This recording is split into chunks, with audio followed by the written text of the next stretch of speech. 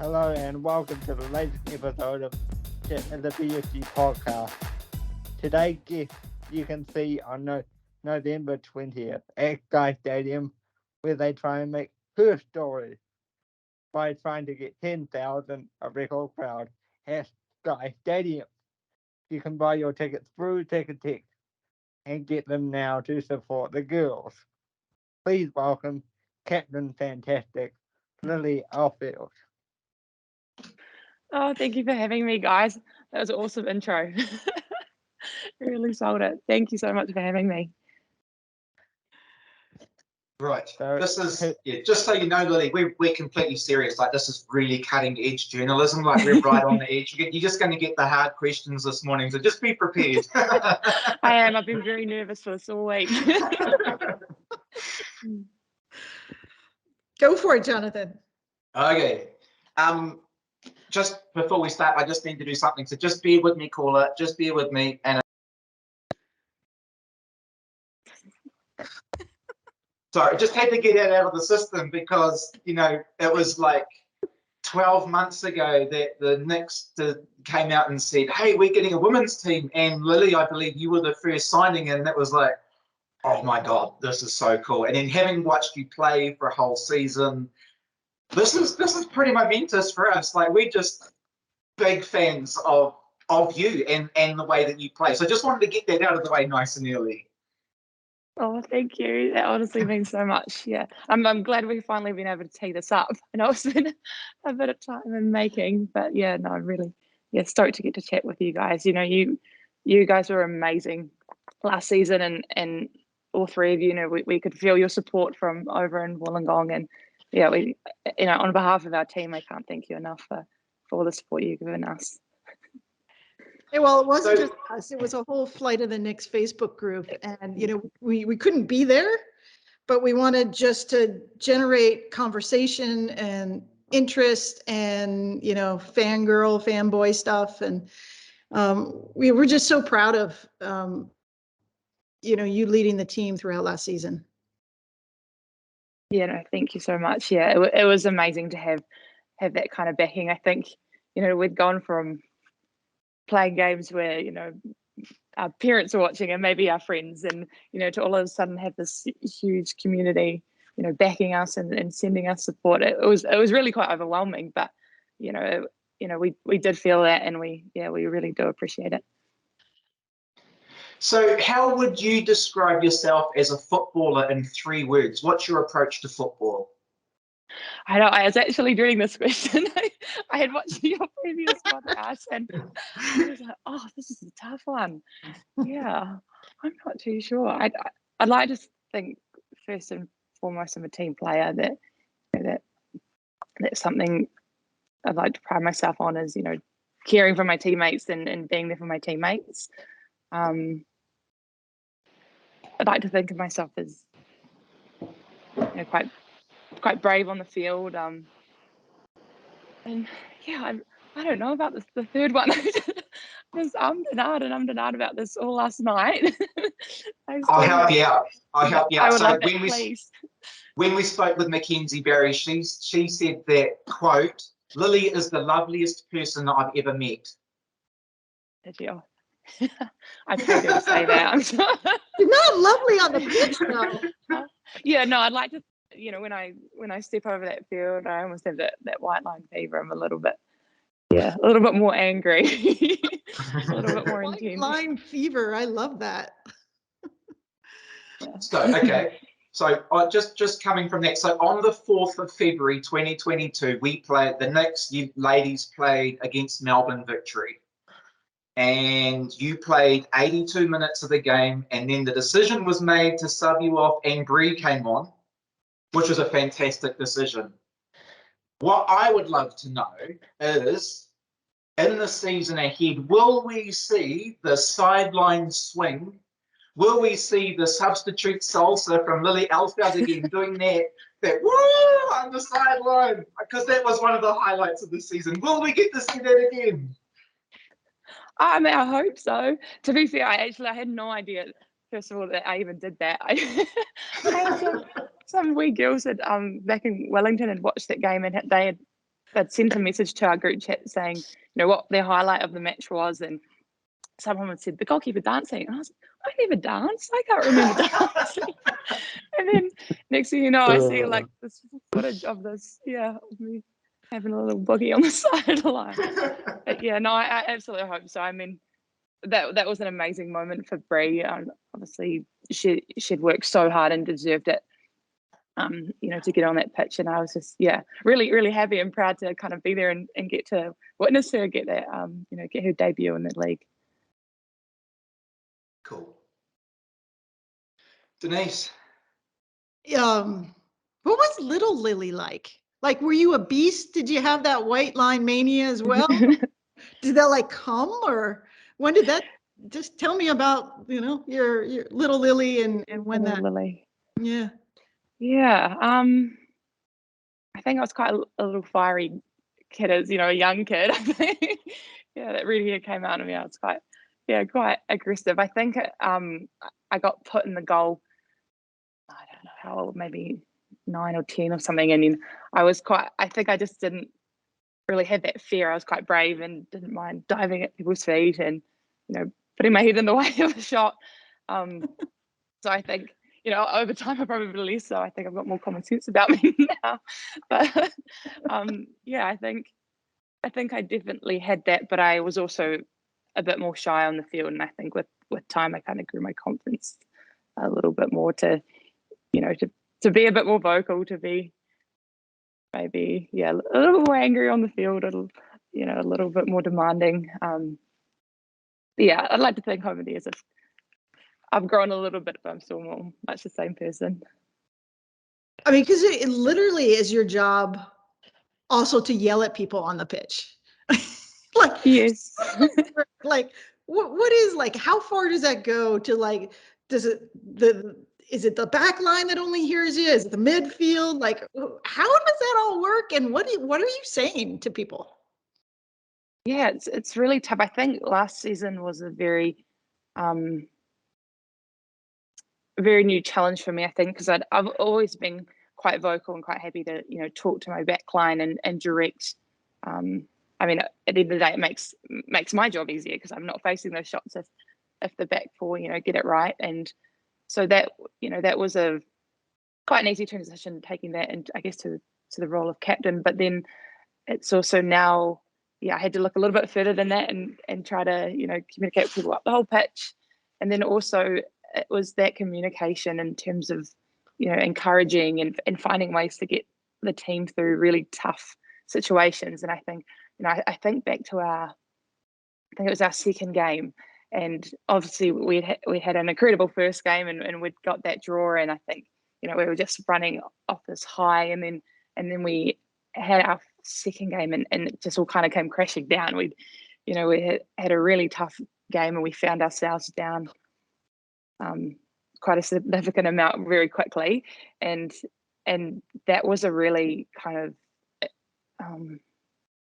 you know, important game, I think, for myself, because in that moment I didn't know what to do. I think we were all quite shell shocked, and I think that was a really good learning experience in terms of I needed to stand up and be someone that people could look at and kind of lift the team, and, you know, you've got eyes on you now, and how you respond is very important. So I think that was a really, you know, key moment, and I guess in being a player that now doesn't just, you know, give information out in terms of what we're doing on the field, but, you know, how the team kind of I guess keeps their head and you know, reacts emotionally and mentally.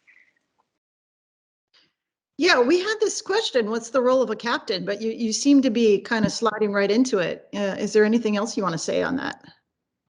Yeah, honestly, that last season was my first. So yeah, in all honesty, I was a little bit out of my depth. I didn't really know what I was doing for a lot of the first, you know, few games. And I think I had amazing vice captain in Kate Taylor. She was incredible, especially for such a young player. I think she's very much like a Richie McCaw. She's just, you know, someone who leads by example, and just everyone looks to, and she has this very calm, you know, demeanor about her. And I think that was great kind of being able to team up with her and take on that role. But yeah, it was all just very much a learning curve. And I think I looked at past captains that I'd had in previous teams and tried to almost just handpick little parts of them that I thought were great traits, and tried to to reflect that myself in leading the team last season. I think that element of your game last year, Lily, that whole captaincy, leading from the back, really stood out to me. Especially, there were some games where we weren't doing so well. There was a couple of times when players would make mistakes. And watching your approach was to come out, and you wouldn't do an Ollie sail and go off your nut, but you would come out and you'd be encouraging and clapping and saying, "Hey, we've got this, reset, let's go again, let's have another crack." And that was just really spoke volumes about who you are and your leadership style. And that was just so enthralling to watch, and seeing you develop into that role. Thank you. Yeah, I think it was, I had my moments. I think there was a lot of things, if I could go back and do them differently, I would. I think, there were times I did lose my cool and probably didn't necessarily act the best way for the team, but I think it was all a good learning opportunity, and I can reflect back and now see what's most useful. But I think at the same time, there are moments where someone has to hold the team accountable. Someone might have to say it a bit more firmly. But yeah, it's just been a bit of a trial and error to find that right balance. I don't know many keepers that don't lose their cool every once in a while. like people who are just like, "Arr!" Yeah, I think we're a special breed, aren't we? We just I think you're a little bit cooler than that. I mean, you really became a fan favorite, probably because you had like both sides of it. I mean, we're all fans of yours. So, your leadership on the Phoenix just was really awesome to see. You were the adult in the room. There was a few of you, but not many. You have a few more adults coming into the room on the team. How does that feel? I mean, have you started communicating with these types of people, or are you in camp and yeah? Yeah, absolutely. Yeah, no, I think it's a big relief to no longer be one of the oldest players. I think that was a bit of a shock to the system last year. You're old. I mean, we So looked at women. you, we're like, she's not old. Yeah, I thought I was just 18, and now I'm the oldest player. Yeah, so that's fantastic for the team. I think that's the key part of what we were missing last year, is just having that bit of experience, having girls had been in this situation, had been playing at the pro level, and I guess I don't want to say we were missing maturity, because I think a lot of the girls played beyond their years last year, but I think it will just be great, to have girls that have been around the block. And yes, we're in camp now, so we've been together since the 16th of October, so we're a couple of weeks in, and that's great. And it's a very, very quick pre-season. It's very short. We only get about 4 weeks to kind of get together, and I think as of today we're officially all in. I think all the players will be here, so we've had a few trickle in a little bit later, just with other commitments. And so yeah, it's really exciting. I think we have such a cool group of girls this year. We had an amazing group last year, and I think majority of the core of them have come back in this year, and I'm really excited to see what the new additions bring.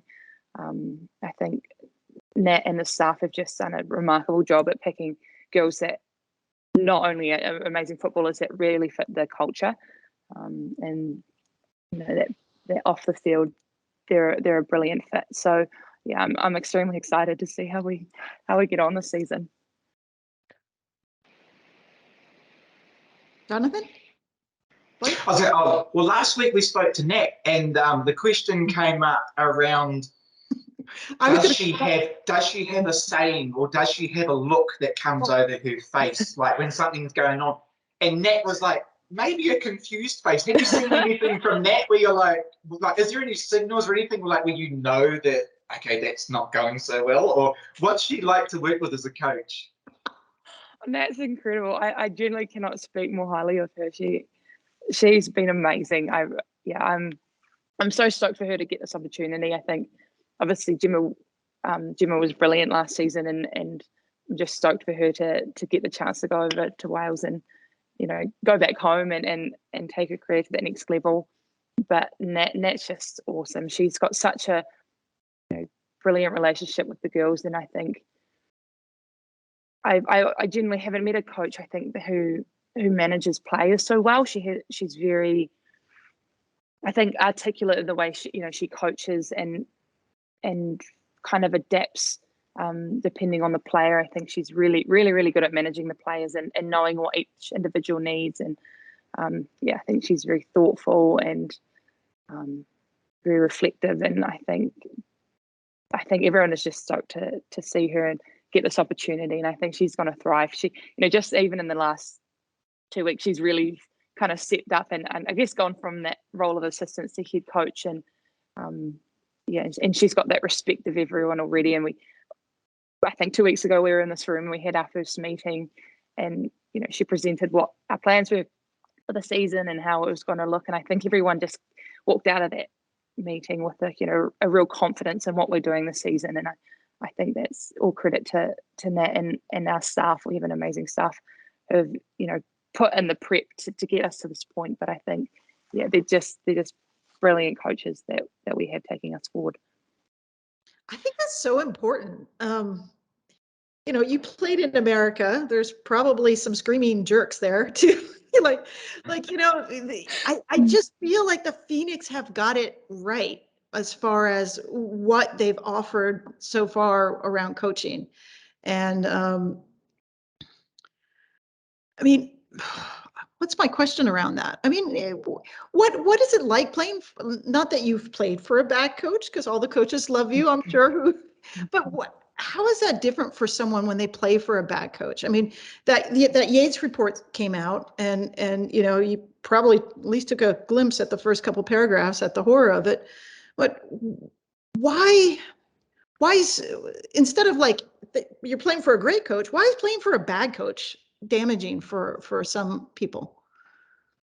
I think what first pops to mind, I guess, is just if you can play for someone that you feel, I guess, respected by, and you're not always going to be comfortable. It's professional football is it can be quite a stressful and uncomfortable experience. But I think if you feel like you're comfortable, or you're given this, I guess, environment and the space to really thrive and be your best self, I think that you're going to see better results. I think what the Phoenix have done is created a place there where the girls can express what kind of footballers they want to be, and they've not been given any restrictions. And if you have an issue, or you're feeling uncomfortable, I don't think there's any fear in going to our coaches and getting that help. And I think it's just such a positive environment. And I think I have been in a few where that's not the case. And it's night and day. And I think we're really going to see a lot of growth in these players. And I really believe the team will continue to go up because of this environment. I think it's kind of really flipped it on your head, because I think when I was younger, I always thought you need that scary coach and you need someone that keeps everyone in line. But I think there's just now like a mutual respect, I guess, from our players to our staff now, where everyone kind of treats each other kindly, and that there's that respect enough that they'll give the hard words if you need it. But I just think it's just such a great place to work, and we all love coming into training every day, and it's just such an enjoyable experience, while still being very professional. Yeah, I think it's the best part of the Phoenix brand right now on the women's side, is that you have a solid, safe, beautiful facility. That's awesome. I can't even trying to look behind you. And it's because incredible. of that, you can build. When something's sort of shaky and weird and bad energy, it's hard to build. It's hard to be free. It's hard to be creative. It's hard to perform for a coach. And I'm absolutely thrilled that that piece seems to be set in stone, and you guys can be your incredible athletes that you are. So further to that, Yeah. If we get to see the very best of Lily in goalkeep this year, and someone comes knocking on the door and says, "Hey, we've seen you play. We like your style. We think you bring a lot." Who would you love to go to? Like, I mean, obviously you would break our hearts leaving the Knicks, but if another team came knocking, who would be like? You would be like, "Oh my God, I want to go and play for them," or with that group of women. Jonathan. I'm just putting it out there. Yeah, honestly, that's definitely, you know, my long-term goal is to play at the highest level I can. But yeah, that's a very good question. I don't know. I can't say I'd say a specific team. I think obviously I'd love the challenge of going and playing in a different country with, I guess, a different style. You know, in Europe would be amazing. I think probably, I guess, that next step would be possibly one of the Scandinavian leagues, and yeah, unfortunately I don't have a British passport, so it's a bit harder to get into those leagues in the UK. But yeah, honestly, I just love it. Anywhere, I guess it's that next step and it's that next challenge. And yeah, I think when you're kind of put in these new challenging environments, you just grow so much quicker. So I think, yeah, that would be fantastic. But like you said, it'd be very hard to leave the Knicks. It's been such an incredible club. Finally, we have professional football in New Zealand. I know. Yeah. No. I'm so excited to be you actually to have. I mean, you've been asked this 50 times probably. You know, what does it mean to you to have professional football in New Zealand? But it is an important question. I think it's incredible for the country. It's obviously that missing piece we didn't have for such a long time. I think, you know, it's been a long time in the making too. I can remember years and years ago, this was kind of, you know, this might happen, or it was in the pipeline, but it just never did. So that moment we got that call and said, "Oh, this team's actually happening," it's awesome. And I think there's a huge power in having something in our home country. I think back to the World Cup in under-17s when that was here in New Zealand, and that was the key piece for me. That was the part where I was like, oh, I want to be a footballer. I'd love to go play and do this full time. And I think now having this team kind of at a platform where it's going to give these next generations of girls something to aspire to is incredibly important. And obviously with the World Cup, it's just amazing timing. I think there's going to be this huge wave of momentum in the women's game, and all these people are now going to be looking at it. I think it's a great opportunity for us as a club to really leverage that. And it's also just exciting to be a part of this this moment in women's football in New Zealand. I think it's going to be some really historic few years for the country. We're all behind you in making the Ferns. Like we're like, come on.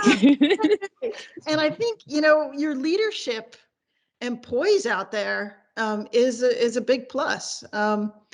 Question is, can you continue to like focus on your games so that we can like keep cheering for you on that?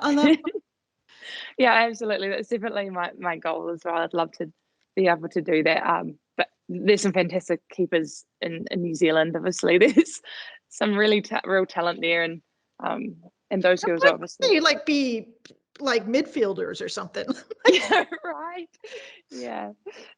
No, so that's great, but then that's brilliant that I've got that, you know, that level of competition, and I'm going to get better because I'm having to chase girls that are amazing players. And yeah, obviously that's definitely my goal, as well as a huge chunk of the Phoenix girls this season. There's a lot of girls really aspiring to make that World Cup, and a lot of girls in a great position to do so. And we're very fortunate. Just yesterday we've had Yitka here at training with us. So, you know, we're in a really unique position where not many girls would get that, you know, exposure to coaches. So yeah, I think it's a very exciting few, you know, next 9 months and leading up into this World Cup, that yeah, we're in a position that others might not necessarily be in. And yeah, exactly. Yeah. I just can't wait to see, you know, who makes that squad. I think it's very exciting for all the girls here and for the club. And yeah, I wouldn't be surprised if there's a few bolters that really push for a spot in that final 21. Yeah, we're cheering for you. I mean, and you're in a great place to showcase it, right? I mean, Yeah, absolutely. Yeah. So, what's going to happen? We asked Coach Natalie, she said, call me Nat. So we said, how are you going to do this year? Like, what's your goals? And she was very conservative with it. She said, yeah. And are you in the same sort of vibe? And is that the Kiwi way, is to be a kind of a really understated sort of vibe, and then you'll get there and it'll go ooh, versus the American vibe is we'll get there all the way and see what actually happens? Yeah, I think that's definitely a Kiwi thing, isn't it? Yeah, I think with Nat, she's, you know, there's not too much. I guess she doesn't want to put that pressure on us, but our expectations internally are very high. You know, we all as players, we're all competitors, and we all want to win. We all want to be in that final, you know, next April. So while we want to make, you know, those final stages, I think we also need to make sure we've got a goal that is going to keep us, you know, sustain us through the season. So we, like Nat probably would have said to you, we want to, you know, be competitive and be in the running for that final all the whole time. So yeah, I think all the girls, obviously that's our main focus. But yeah, I think you'd ask every single girl on this team and they'll be wanting to be in that final, and they'll want to, you know, to do as well as we can. But it is tough. I guess we obviously finished at the bottom of the table last season, and you know, to get the top is a huge jump, but we're definitely in a great position this season to make good improvements, and we have that little bit more experience. We just within the girls that now had a whole season, and then we've got these new players that are going to be remarkable for us. I think they will really be game changers, and yeah, I'm very, very confident that we can do a lot better this season. I think your culture will help. You know, your just cohesive culture around that. Really, it's inspired us. Yeah, definitely. I think the girls are incredible. They're such a good group of girls, and I just found myself in so many moments last year being like, how are these girls 18, 19, 20? Like, just the way they hold themselves and their attitude, and they're just so courageous and brave and hardworking. And yeah, there were moments where just, you know, everything fell to pieces and they just picked themselves up and they got on with it. And I think, yeah, it's very lucky that we have that many amazing people in one team. And yeah, it's very inspiring. Yeah, it'll get you through a lot of, you know, frustrating moments for sure. Mm-hmm. So you talk about the woman getting their team. So how did you find? We've asked a couple of people this, so this is another standard question. How did you find that first season? Because it was so crammed together.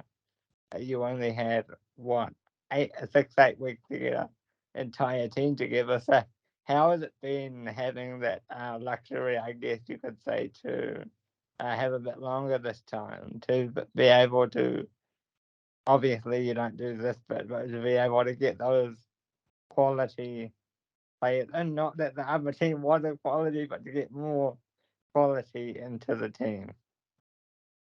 Yeah, it's been great. I think first and foremost, it will have been a big relief for the coaches to have a bit more time, you know, in the lead up to really look for a team and to scout up players, and you know, they have a bit more time to think, you know, who's really going to be a great fit for this club. So that's been, I think, been a huge relief for them.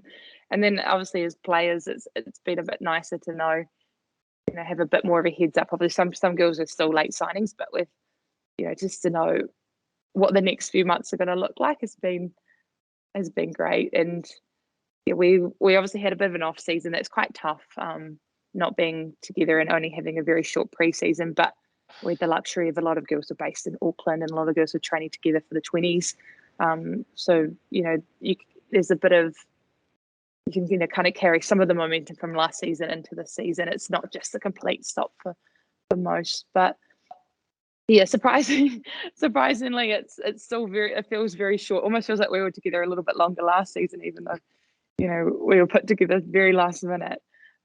It is such a quick and turnaround to once we all get together and we start that season. But yeah, it's sorry, go ahead. What kind of things do you have in your life now that you didn't have in Australia? And how was it getting that call to say that, hey, we're putting this team together because we asked a few other players this? What was your experience like? Because every experience is different. So the experience getting the call last season? Yeah. Yeah, it was pretty surreal. Yeah, it was amazing. I think to know that obviously Wellington was going to have a team was exciting in the first place, but you know, to get that call and be like, would you like to be a part of it was a huge honor. Just so grateful for it. It was an incredible experience. It was a very challenging experience, but yeah, it was very special to be a part of that group.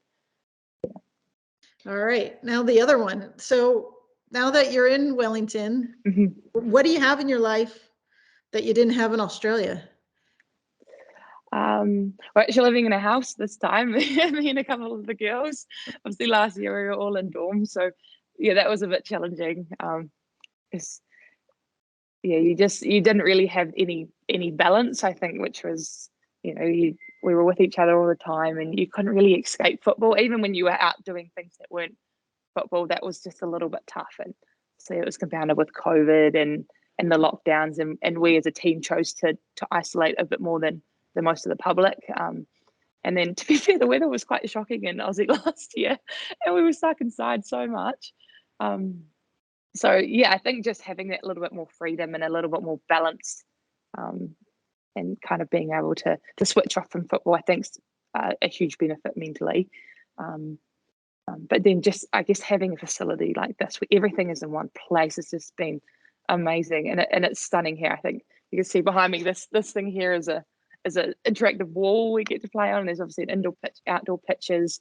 We have, you know, access to cameras and footage that from every angle that we can, you know, really utilize, and the gym here is incredible. So I think as a whole athlete, I think there's a huge opportunity to develop here, you know, not just on the field but off the field, and you know, in the gym and with your recovery and even just, you know, your tactical knowledge. I think that's huge. And we also, I was just saying to somebody yesterday, we actually get to have a bit more of a relationship with the men's team this season.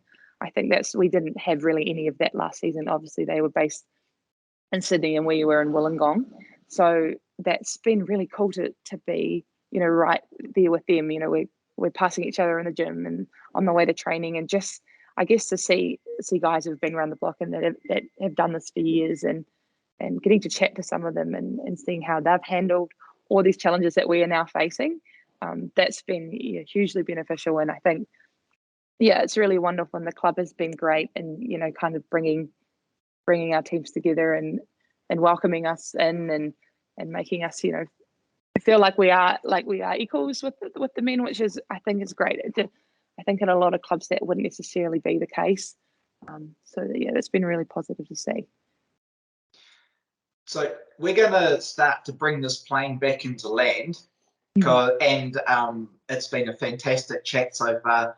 But just one thing, like earlier in the season, David Dome was talking with the Yellow Fever podcast, and they were saying, we really want, you know, they wanted a song for the team, you know, like a Waiata or something. And then I was thinking back, you know, back in the old days of the Knicks, individual players had chants. And I remember one in particular, which was for Costa, which I haven't heard repeated yet, but hopefully it comes back. And this is showing how old I am, because that was like a very long time ago. But I was thinking, we need to come up with a tune or a chant for Lily. And I've got a couple of ideas. So one, have you made, there's a Boney M song. A Boney M song would go, Lily, Lily cool, Lily, Lily cool. So there's one option. Another one I thought was maybe we could just convert the YMCA. So it become L-I-L-Y. And we could do that arms and the whole lot. that one. Oh, I love it. What an honour. So just be prepared, because when we're in the game, you may hear this random sound where people are singing for you. It'll probably be us making fools of ourselves. So. Oh, I'll have to pretend I'm not here. I'll have to pretend I'm focused, but I'll secretly be dancing inside. Sideline shuffle. Yeah, yeah. Oh, We'll that would keep be working amazing. on something. Yeah, it'll be a big distraction. I'll be so excited. I'm glad you've given me the heads up. Who are you cheering for this year? What are you cheering for? Like either people or circumstances? Like if you had to have 3 cheers for the next going forward, what would they be? I think 3 cheers. Obviously, I think this team. I think these girls. I've seen what they've gone through the last 12 months, and I just think no one deserves success more than these guys. I think they've just been incredible.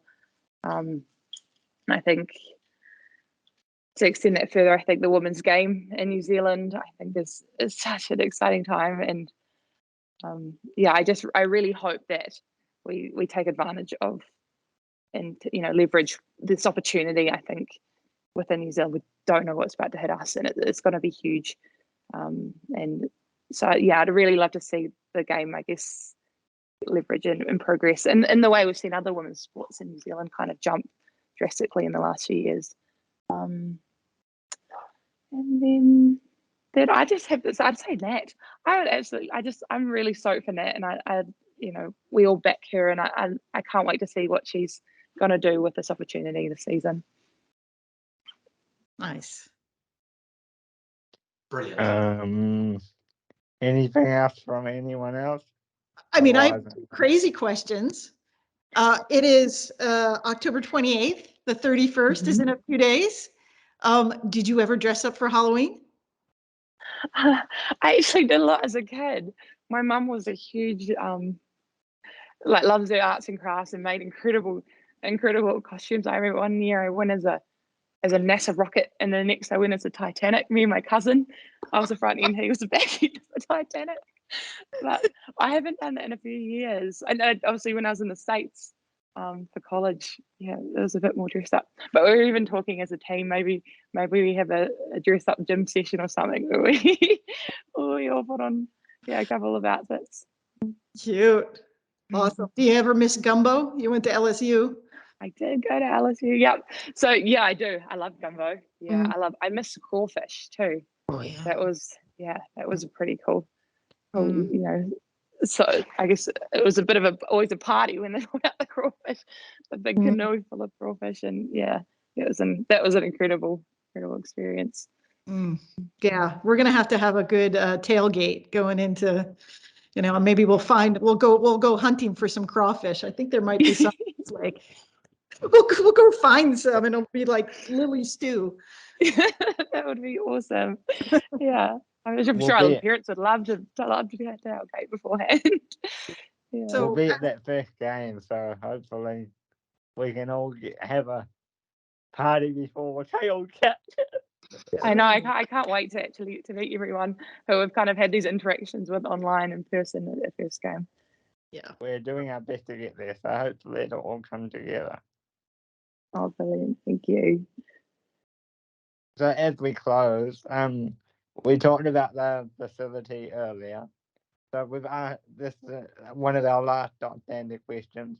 How have you found the facility? Because it's starting to get rated as one of the best in the world, and it's quite unique because this is where I'm coming to you from. I'm just down the road from the facility, and it's quite funny to have what's being called one of the best facilities in the world in a little town like Upper Hutt. So how is that being able?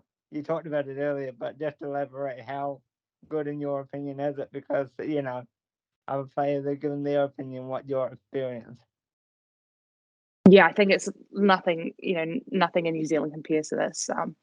Obviously, I'd done a stint in the States where their facilities are incredible. They put a lot of money into their sport and their college teams, and I thought LSU was amazing. And to now see that that stuff here in New Zealand, is incredible, I think. And to have it all in one place, that's the best part I think about it, is it just makes it's so much more convenient, and they've obviously got accommodation where teams can come in and stay, or individual athletes can come in and do a bit of a training stint here. And I think it's very exciting and a huge honor that we as the Phoenix get to be here and be one of the main sports here. Obviously there's going to be rugby joining us shortly, and I think it's just cool to have that kind of hub where all these different athletes are interacting. It's almost a bit like the American student athlete experience, where you've got all these different sports together. So it's amazing, and I think just it's such a cool thing for sport in New Zealand to have. And I can't wait to see what they're doing next. I think they've still got bigger and better plans for this place, and it's going to continue to grow. And it's very exciting. Yeah, and thank them for being the lead sponsor on your kits last year. Yes, yeah, that was amazing. I think we were all stoked to finally hear that news that someone had got on and backed us, and the team here. Jamie, he's welcomed us with open arms, and it's just been so supportive, obviously from the start in Wollongong, and to now that we're actually here and getting to meet all these people in person has been great. But they've just been so supportive, and we've been very grateful for that. Upper Hut. Upper Hut or Lower Hut? It's Upper Hut. Hut. Yeah. Yeah, it's brilliant here. No, I'm really loving it. I think a lot of the girls that are based are living it in houses around Upper Hut, and it's been great. It's been really cool to get out and about and explore it. Is there any whispers as to what Women's World Cup teams are going to be coming into that facility? No, I'm not careful, 100% sure. It's definitely. I won't disclose too much, but there's been a few looking. I'm not sure who. I'm sure they'll all be wanting to put their hands up and get in here. But I think there's been a few looking, but we'll see who the lucky ones are that get access to this facility, because it really is incredible. Yeah, hopefully it's the Ferns. Yeah, yes, fingers crossed. We'll be there a long time. Yeah. Shall we call it there? Yep, bring it home, Blake. Okay. Well, thank you, Lily, for being on this episode of the BUG podcast. If you want to see more episodes like this, like and subscribe on this video, and we will see you on the next one. Thanks, Lily. Thank you guys so much. Really appreciate it.